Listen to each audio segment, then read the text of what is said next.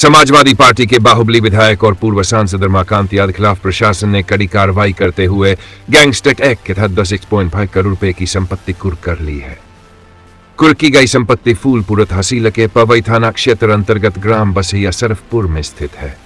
भारी पुलिस बल की मौजूदगी में हुई कार्रवाई कुर्की की है। कार्रवाई तहसीलदार फूलपुर कमल कुमार सिन्हा और अपर पुलिस अधीक्षक ग्रामीण चिराग जैन के नेतृत्व में भारी पुलिस बल व राजस्व टीम की मौजूदगी में संपन्न हुई। इससे पहले इलाके में ढोल नगाड़े बजवाकर मुनादी भी कराई गई, जिससे स्थानीय लोगों को कार्रवाई की सूचना दी जा सके। कुर्क की गई संपत्ति में एक बड़ा मुर्गी फार्म और कृषि योग्य भूमि शामिल है, जिसे मौके पर सील कर दिया गया। इस कार्रवाई से क्षेत्र में हड़कंप मच गया और बड़ी संख्या में ग्रामीण मौके पर जुट गए।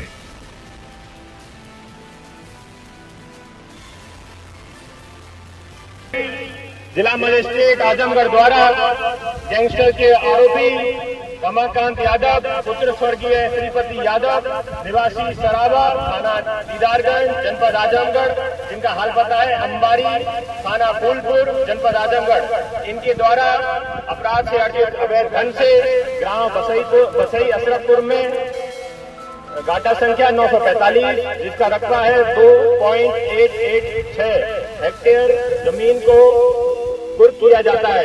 आप सभी को सूचित किया जाता है कि जिला मजिस्ट्रेट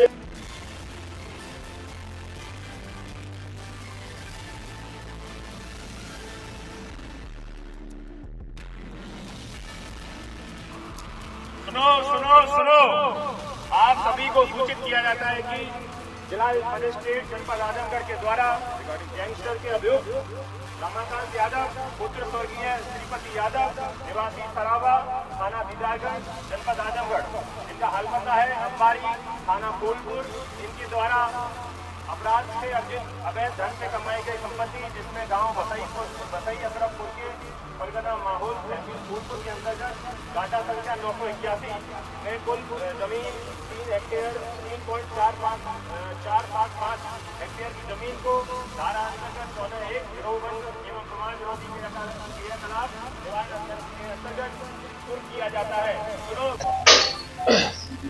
देखिए, आज जनपद आजमगढ़ में जिलाधिकारी आजमगढ़ के दिनांक 11/6/2025 के आदेश के तहत जनपद के जो माफिया स्ट्रीट संख्या 30/30A IS गैंग 133 के गैंग लीडर रमाकांत यादव के द्वारा अपराध से अर्जित संपत्ति का आज कुर्की की कार्रवाई की गई है।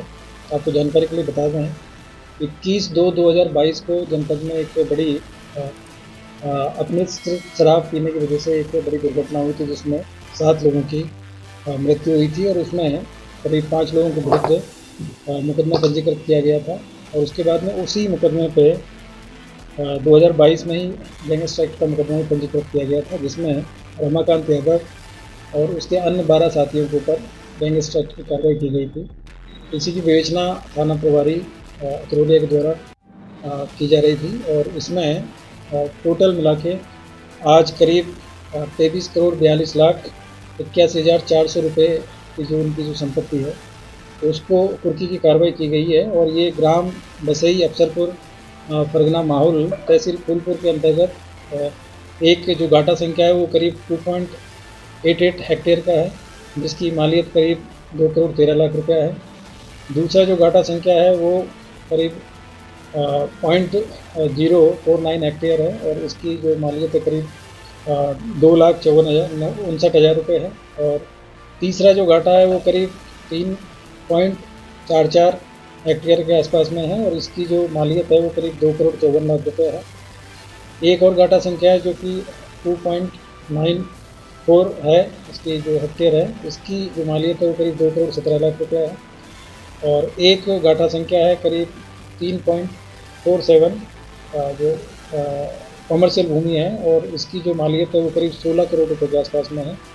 और एक जो घाटा संख्या है वो 0.38 हेक्टेयर है और इसकी जो मालियत है वो करीब 20,61,000 रुपये है। तो इस तरीके से टोटल मिला के 23,42,81,400 रुपये की जो संपत्ति है उसको जिलाधिकारी आजमगढ़ के आदेश के तहत इस पर आज कुर्की की कार्रवाई की गई है। और आपकी जानकारी के लिए बता दें कि ये जो माफिया है इनको प्रदेश स्तर के माफिया भी चिन्हित किया गया है और IS गैंग के मेंबर और लीडर है।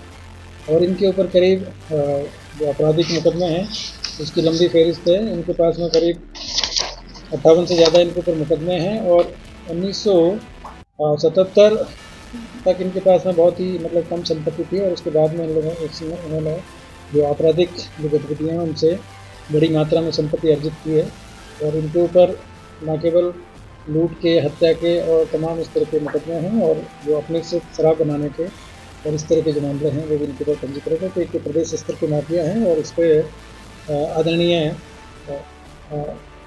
DGP महोदय, आदरणीय DG LO महोदय और ADG जैन महोदय, DIG महोदय के निर्देश के क्रम में और माननीय मुख्यमंत्री जी के द्वारा जो माफियाओं के विरुद्ध जो कार्रवाई की जा रही है उसके तहत ये कार्रवाई की गई है। और जो जनपद आजमगढ़ है, यहाँ की जो कानून व्यवस्था है उसको सुदृढ़ करने के लिए और इस तरह के जो माफिया राज जो यहाँ पे पहले चलता था, इस तरह के लोग हैं उनको खिलाफ ये कार्रवाई की गई है, जिससे कि प्रदेश में और ज़िले में जो कानून व्यवस्था है उसकी स्थिति को अक्षुण्ण बनाए रखा जा सके और आम आदमी है उसको अपनी मेहनत की कमाई से जो चीज़ें करते हैं और मेहनत से सारी चीज़ें आगे करने के लिए, प्रेरित करने के लिए इस तरह की जो कार्रवाई है, इस तरह के जो बहुत ही विख्यात ये यहाँ पर रहे हैं और इनका जो टेरर था उसकी वजह से तमाम लोग यहाँ इनसे परेशान थे, तो इनके खिलाफ कार्रवाई की गई। वर्तमान में जो ये माफिया हैं ये फतेहगढ़ जेल में भी मौजूद है।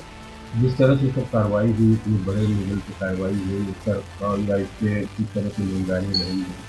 लेकिन इनकी जो प्रॉपर्टी है उसको आज वहाँ पे मौके पे जाके और पूरी उसके साथ में जो कानूनी प्रक्रिया है उसके साथ में किया गया है और संबंधित मजिस्ट्रेट है उनको उनका जो रखरखाव के लिए उनको जिलाधिकारी महोदय के द्वारा नियुक्त किया गया है। पुलिस जो लोकल पुलिस है थाना की जो वो उनकी रखवाली करेगी और कोई भी इस तरह की चीज़ होती है तो उसकी निगरानी पुलिस के द्वारा इसमें बताती है।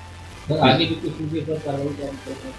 अभी और भी इनकी कुछ संपत्तियाँ हैं जिनको कि चिन्हित किया गया है, उनमें भी इसमें कार्रवाई की जाएगी।